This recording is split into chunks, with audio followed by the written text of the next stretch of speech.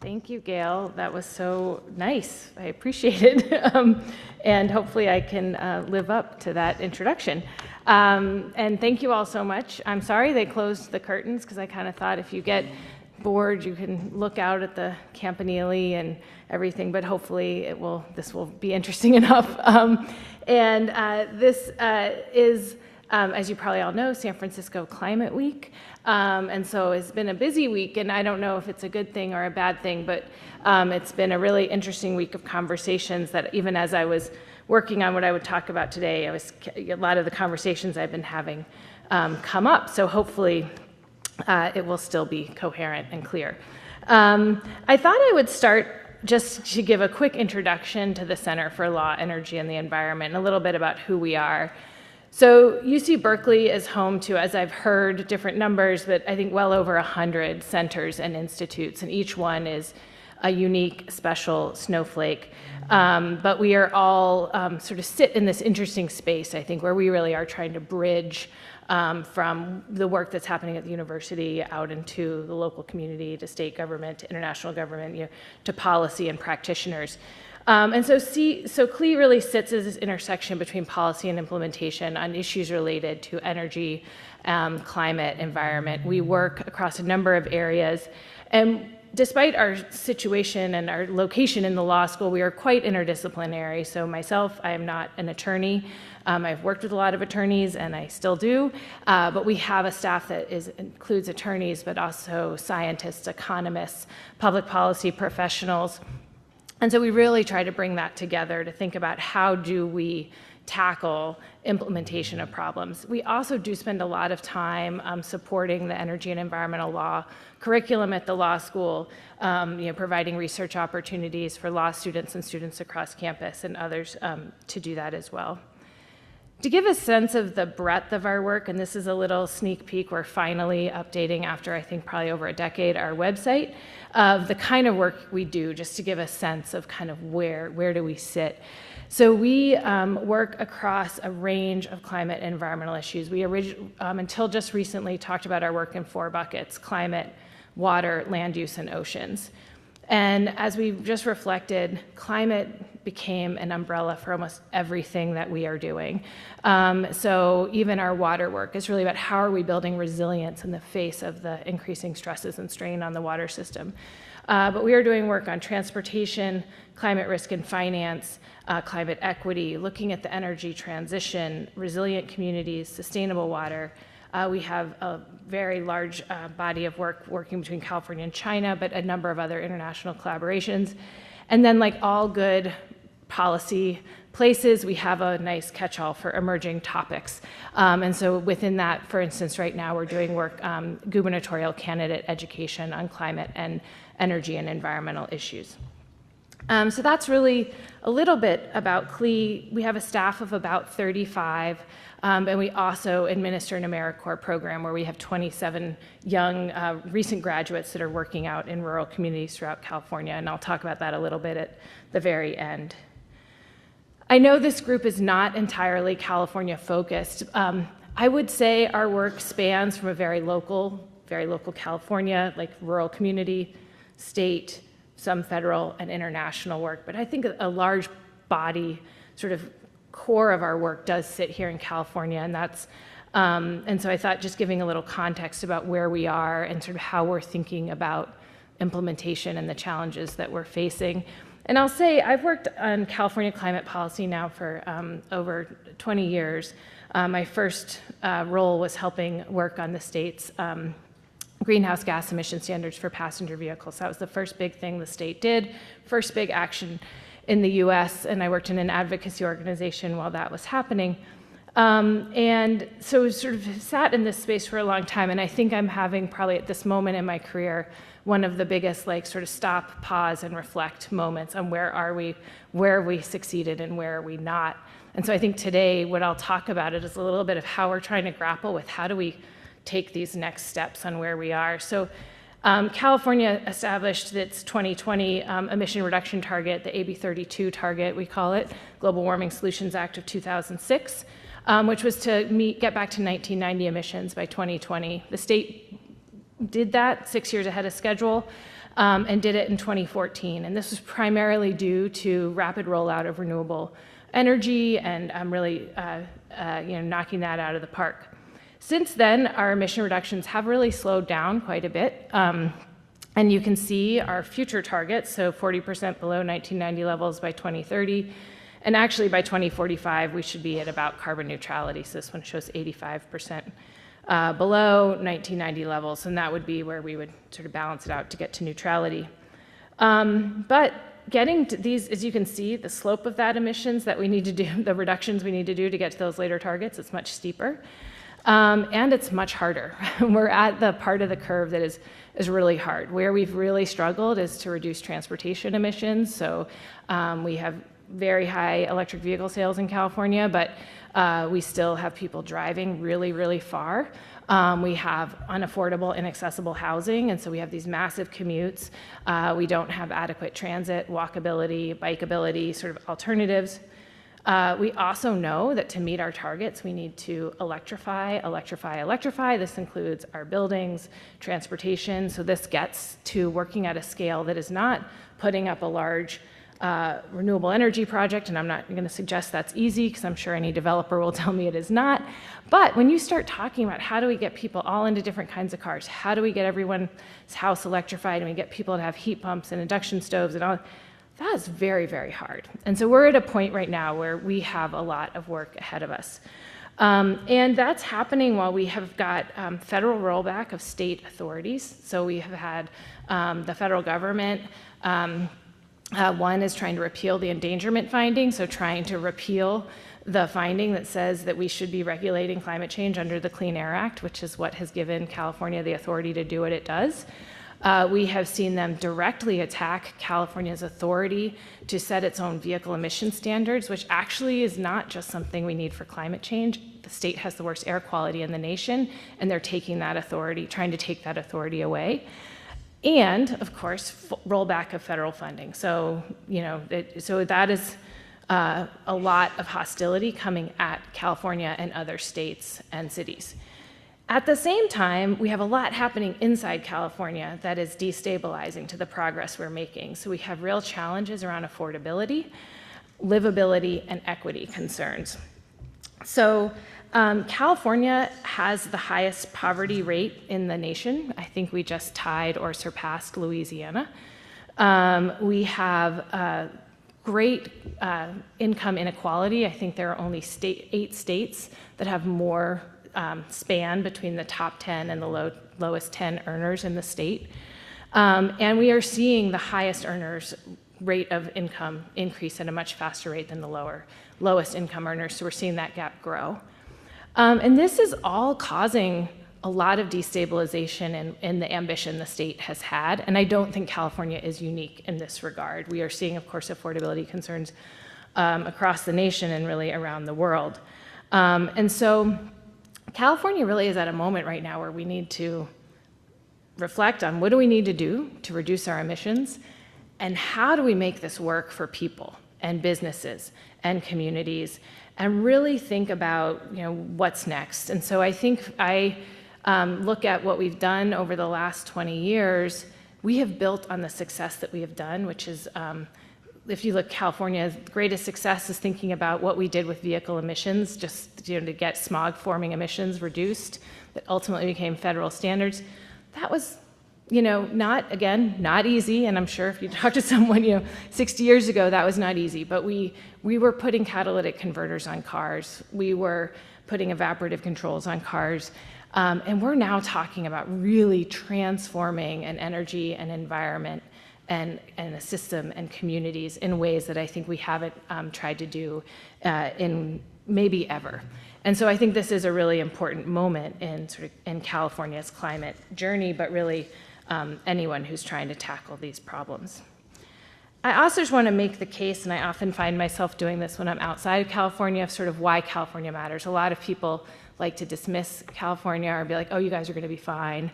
But it really does matter, I think, and I just feel like I want to articulate a couple of reasons.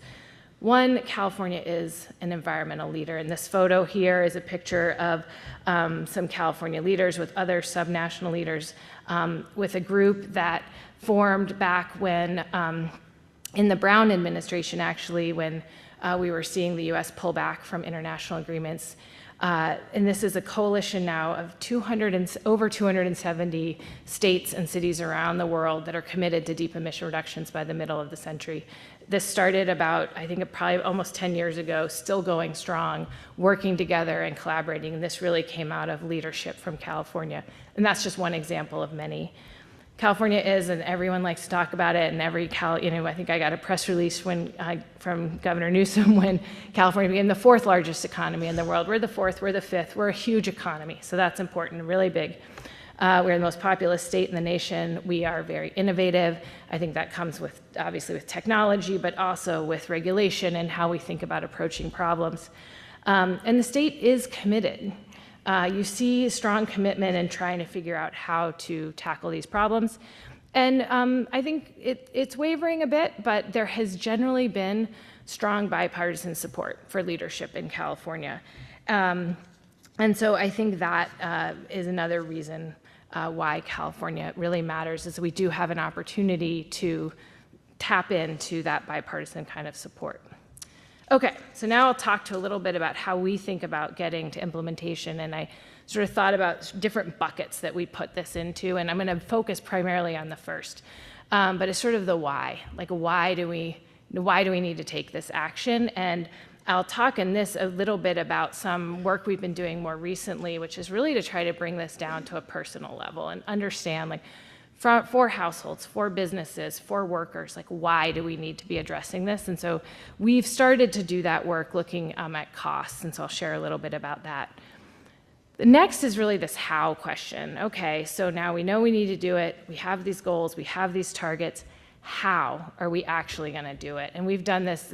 I just grabbed a recent report we did, which is really looking at how are we going to get heavy-duty trucks cleaned up. So how do we start thinking about scaling heavy-duty trucks? But we've done this in a number of different areas. Zero-emission vehicles for passenger vehicles. We've done a bit of work on building decarbonization. But this is sort of our how body of work.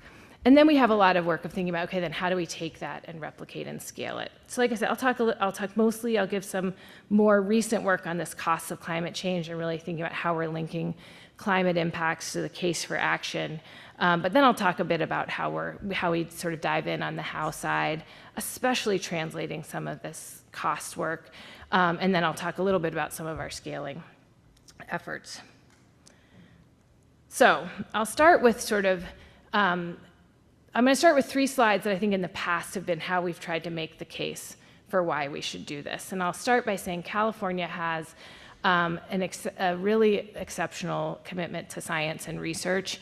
And I think that comes from our size and the size of our state budget and what we're able to do. So California has actually been looking at the impacts of climate change on the state for decades. And then starting in the early 2000s, started doing comprehensive climate change assessments. And so that was really to take the leading science and understand what is that going to mean for California. And so we did the first of these, what are called like modern assessments. We did that first modern assessment in 2006, right when California passed the Global Warming Solutions Act. And it was, in fact, a really important component of getting legislatures to understand why this law mattered and what it meant for California. And so we have had a version of this picture from every assessment since. We're just completing the 5th climate assessment there, so they are completed roughly every 4 to 5 years. It has recently been codified into law that they should be completed every 4 years. And so one thing California does is they take these global models that look at projected changes in the climate and different climate factors, and they have worked with researchers at Scripps and UCLA to take that information and bring it down to a level that is relevant for state decision makers as well as local and regional decision makers. And so the one key piece that always comes out is this kind of a graph, which just shows what does the projected temperature change look like in California over the coming century. And the numbers are, not super important, but this one goes from 2.5 to almost 9 degrees Fahrenheit, an annual average temperature increase by the end of the century. And a couple of things, but I think the key point of this is there's a few things. We see these bars get taller and wider over time. And that means we have got some amount of warming locked in. The range, I should say, the range is due to a couple things. One is what path do global emissions take, not emissions in California, but emissions around the world. What path do they take? How sensitive is the atmosphere to those emissions when they go up there? And then from this graph, we can get but two important practical lessons. None of those bars go down to zero. We know we have some amount of change that is going to be happening, that by the end of the century, probably at least 5.5 degrees Fahrenheit. Now, is that right? Probably not, but it's going to be a sizable change in annual average temperature. The other is that they get taller and wider over time. And what that means is the more we can do earlier, the more protective it's going to be of the climate. So we see these early emission reductions, keeping emissions down lower earlier is going to matter. So that graph has been that picture was very, very convincing for getting initial action on climate and getting people to see, oh yes, this is something happening and this is real. The next is California has also done a really good job of tracking indicators of climate change. So not just what's going to happen in the future, but what has happened. And this is just a graph that has come out from the Climate Change Indicators Report. So this was updated last year. And what this shows is that annual average temperature and how has it changed since 1895. And what you can see, the red line is a running average. You can see that upward trend really picking up from about the 1960s onward. And so it's real. Like we are seeing these changes happen, and we're documenting it. And so this is just one with temperature, but they've been looking at this for then a number of other impacts. And so this is another piece of information that is being shared. And then I'll give another one that is increasingly we're looking at, which is this is actually national data. Looking at billion-dollar disaster events that have happened across the country since 1980, and you'll see rapid increase in those. And that, this is primarily that yellow part. I'm sorry, I know it is small. This is from a report that I sort of I had to pull it from that. I didn't get to create it originally. You'll see primarily it's that yellow part of the bar. So it's mostly severe storms that have increased. But you'll see, wildfire is in there a little bit, which is very relevant here in California. But also we have winter storms and drought. And so, but these numbers are going up very rapidly. And so without a doubt, I think these figures are very alarming. I think they're not particularly convincing anymore. I think what's challenging is these are very aggregated numbers. So people are looking at these, and I think it makes the case for sort of setting out a framework. But when we start to get at what I think of as this much harder part of the curve that we need to be moving down to reduce emissions, it becomes much, much harder to make the case. Because it's easy to look at this and be like, I didn't have a severe storm. My house didn't burn down. Like, we don't have fire, or like, I like it to be warmer in the summer. That's fine. Like we were with in a meeting with the UK yesterday, and they're like, it's really hard because most people in the UK are like, yeah, I'd like it to be warmer, So I think, some of these numbers, they become much harder, especially as we're asking people to do more and we're asking for things to be more transformative. And so that has gotten us thinking a lot about like, how do we make a case? And I don't want to be naive that all we need to do is convince people this is a problem. This is only a piece of it. So that's why I want to talk about the solution side a little bit.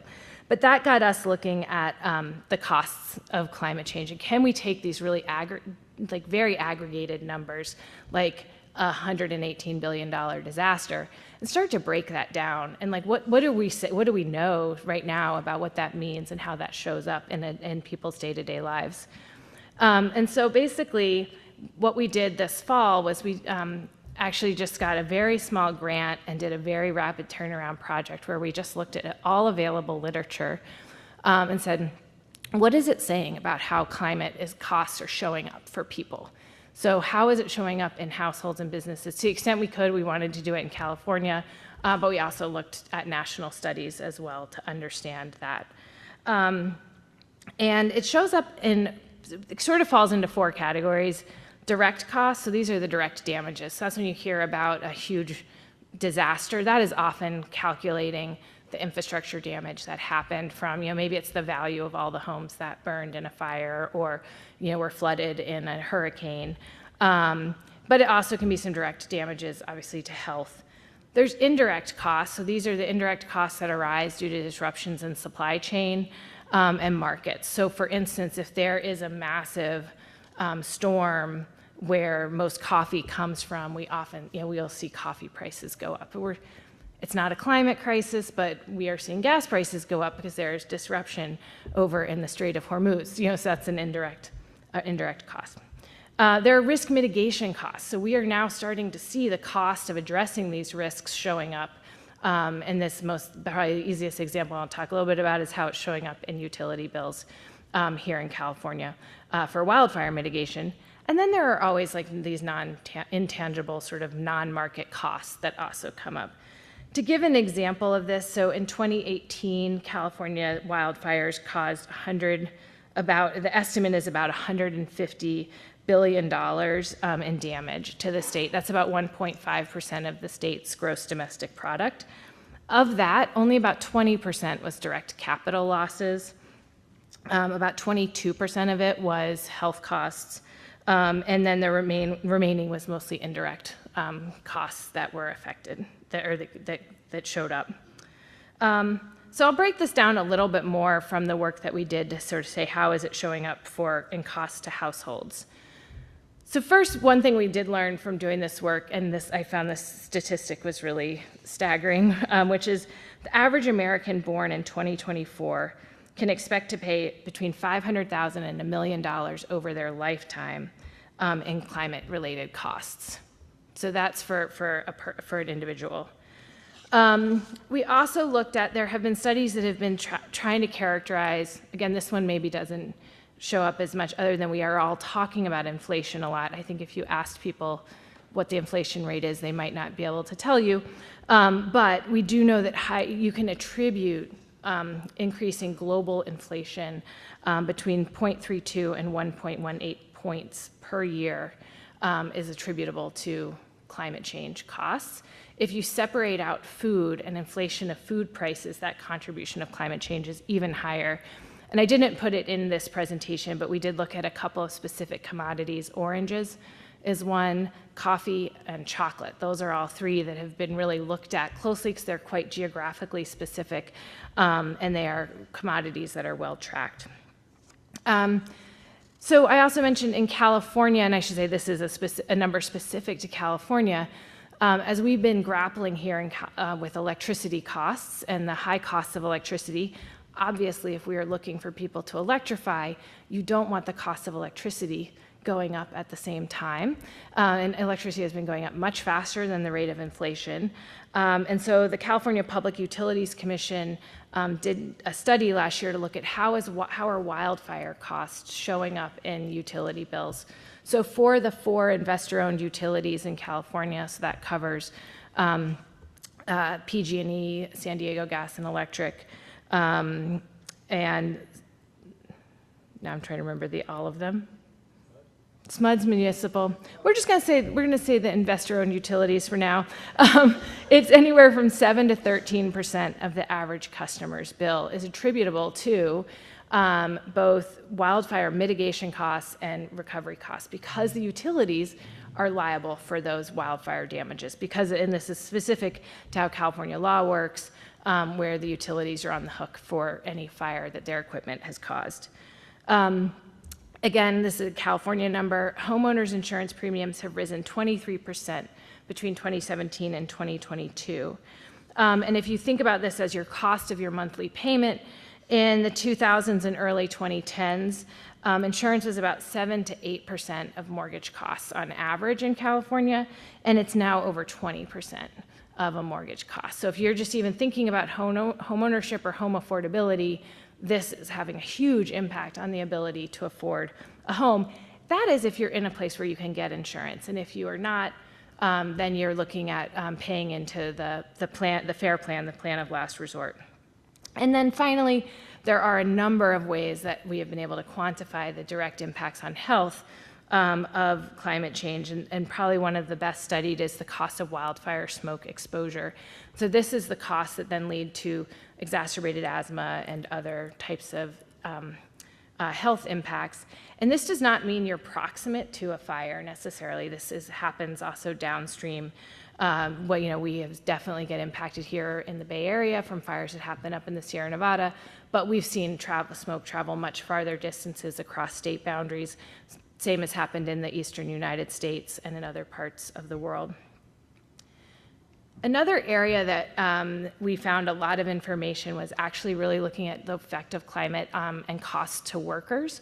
And some of the most vulnerable occupations, not surprisingly, are primarily going to be outdoor workers, so construction, agricultural workers, folks who do landscaping and yard work.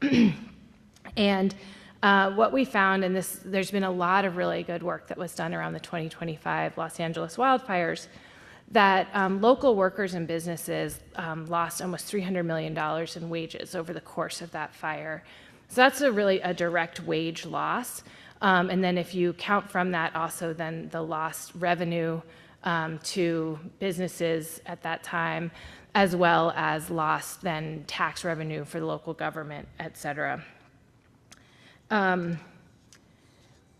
Extreme heat is considered one of the deadliest climate impacts, and definitely has a major impact on productivity. And this does not, this obviously affects, again, outdoor workers, but any worker that is in a location that does not, doesn't have good climate control is going to face losses in productivity, or also potentially just, an inability to do work. And so there's researchers who looked across 7 extreme heat events that occurred in about a 9-year period. And for each event, the impacts to worker productivity range from $7.7 to $210 million across the events. And then drought has a direct impact, of course, on agricultural productivity, and there's been able to quantify that impact. But then also, because of that, where you have lower productivity, you end up with lower employment. And so there's been a number of studies that have looked in the Central Valley. And so in 2022, there was a drought, and that drought reduced employment in the valley by about 4%. And so these are all the numbers that are just sort of tacking onto like the day-to-day cost and opportunity that Californians or and I think these results would be similar in different geographies, are facing as a result of climate change.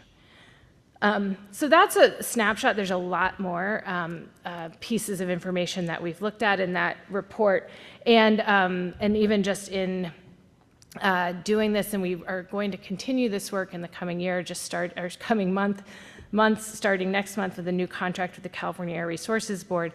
There's been a whole wealth of new studies that have come out, and so there's even more information that we're starting to compile and pull together, and then hope to be working to do some original data analysis across different geographies in California. But I guess I think this is just trying to start to contribute to thinking about how climate change shows up for people. Cost is obviously only one thing, and not everybody is going to be swayed by cost. And I think it's not just about convincing people or policymakers or others to do the things we think we need to do. So I'm going to just spend the last couple minutes here talking a little bit about the work that we are then trying to do on the solution side to really rethink how are we approaching the solutions, and how are we approaching trying to do the projects that we need to do to reduce emissions, to make the shifts that we need to make. And so these fall in a couple of big buckets. So I'll talk a little bit about each of these. One is we are doing direct work to think about affordability, and what are the things that we can be doing to directly address affordability. We have one large project that has actually been working very specifically on electricity rates, and so looking at regulatory structures, utility business models, really exciting things to really think about how do you modernize them to work in the current regime that we're working in. Can we really have a functional electricity and utility market where our investor-owned utilities are going to be on the hook for any fire that starts. And, if not, what does that look like? And so those are kinds of questions we're looking at. We're also doing a lot of work around insurance, and how can we rethink and reevaluate insurance models? One of our researchers actually piloted a program where for the first time, the insurer agreed to take into account some landscape or community scale mitigation actions and reflect those in lower insurance rates. So essentially, like using the insurance rate to develop an incentive for doing the kinds of land management around structures and homes that we need to reduce the risk of rapid spreading or conflagration of fires. We're also doing a lot of work around project deployment. And so one thing we know is we need to be moving very quickly. I mentioned near-term emission reductions matter, but we need to move very quickly to try to reduce emissions. And so one thing we are really trying to think about is how can we use permitting and siting mechanisms and collaborative mechanisms to try to reduce the friction in the process of getting projects on the ground. So that could be large-scale renewable projects, electric vehicle infrastructure projects, and partnering with different organizations in different places to see how we can sort of reduce friction in those processes, and coupling that work quite a bit with community benefits. So community benefits agreements have been around for quite some time, but you saw in the Biden administration and the infrastructure laws, there was a large emphasis on using community benefits plans as a way to make projects more attractive to communities, but I think also to figure out what are the pathways that we're not just going to plop some new project in a place so that we can get this global benefit for it, but how do we ensure that that is delivering benefits to a community? So that could look like jobs, workforce, community ownership structures, wealth building opportunities, and things like that. So that's another area that we're working on quite a bit. And then generally just really trying to think in a much more innovative way about our regulatory structure, particularly as as authorities are getting stripped away from California or other states. What else can we be doing? How can we continue to push to have electric vehicles, for instance? How can we continue to create an incentive and a push for them to be increasing as a part of the vehicles share? And so we've been working on a piece of legislation that actually thinks about electric vehicles as part of the grid. So folks I'm sure, thought about vehicle-to-grid technology. People have been talking about it for a number of decades. Is finally like, okay, can we take that concept and use it as a way to drive the electrification of transportation by really thinking in a systems way about our grid and our transportation system? And I think there's a lot more we can be doing in that way. I participated in a conversation around data centers earlier this week, and the fact is these are coming, and they're happening, and everyone is just like, oh no, it's this other load. What if we thought about ways to take data centers and other things and make them potentially an asset? Think about energy storage as part of a center. Think about renewable generation that could also serve a community. So I'm not saying like let's embrace all of these things, but let's just maybe start rethinking in a more systems way how we can build these transformative technologies into the system. So those are just some of the places we're trying to think a lot on the solution side, and really trying to think about how do we, in many ways, think in a more bottom-up way, in a more systems way about developing solutions that can work for people and communities. And then the final thing, and then I think I'll be almost right at time, is I want to talk a little bit about scaling. So this is obviously, if we do this in California, that's great. But it really, at the end of the day, is not going to move the needle globally. But it also, we know, to make most of these things happen, we have to work at a very local scale up to an international scale. So I want to share two ways that we are thinking a lot about scaling. One is we have a program called Grizzly Corps, and this is an AmeriCorps program that was temporarily terminated, then reinstated, and now we think is back. There's federal money for it again. It's been downscaled slightly, but where we have for the past 5 years been placing recent college graduates in rural communities throughout California to work with nonprofit, local government, and other agencies to work on wildfire resilience and regenerative ag projects. It's been exceptionally popular, both with our partner sites as well as with recent college graduates that are interested in moving into the natural resource space. So it's been an incredible workforce development opportunity where we've actually gotten an exceptionally diverse pipeline of students who are working in this space, a lot not traditionally well represented in the natural resource professions, and has been just a tremendous success. And we have had those fellows go on to be hired by their host sites, to go on to other positions, to be now hosting other AmeriCorps fellows. And so it's been a great way to really think at a local scale of how do we scale and implement solutions. We work a lot with the state, so I just put that as a bullet. We're always trying to partner with California and with the California on how they're working with other jurisdictions. And then the final thing I'll mention is the California-China Climate Institute. And so the California-China Climate Institute sits within our center, CLEE, and it was started by Governor Jerry Brown when he left office because he felt like he was very committed to California's leadership, but California couldn't go it alone. And California, and globally, we need China, we need India, we need others to be these very large economies, very large emitters, to be making progress as well. And so about 6 years ago, we started the California-China Climate Institute and have been now serving as a secretariat for several memoranda of understanding between California and China, where we are doing a lot of high-level dialogue, so there is a lot of talking, but there is also a lot of collaborative research, and we are moving into the phase of hopefully having some collaborative projects. It has survived and moved through several different administrations, looking different at different times, but remains a very durable partnership. And there is also, not part of CLEE, but a wonderful center on campus that is doing some similar work with India. And so I think these partnerships provide these great venues to think about scaling.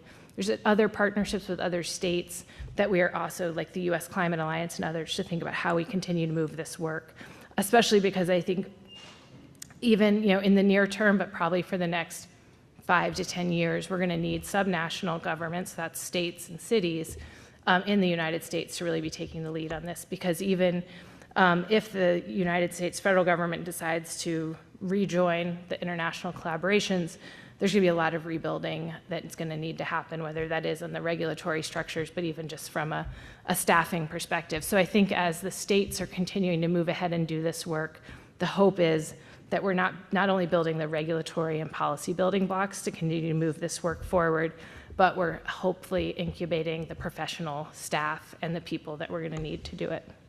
So with that, I'll stop.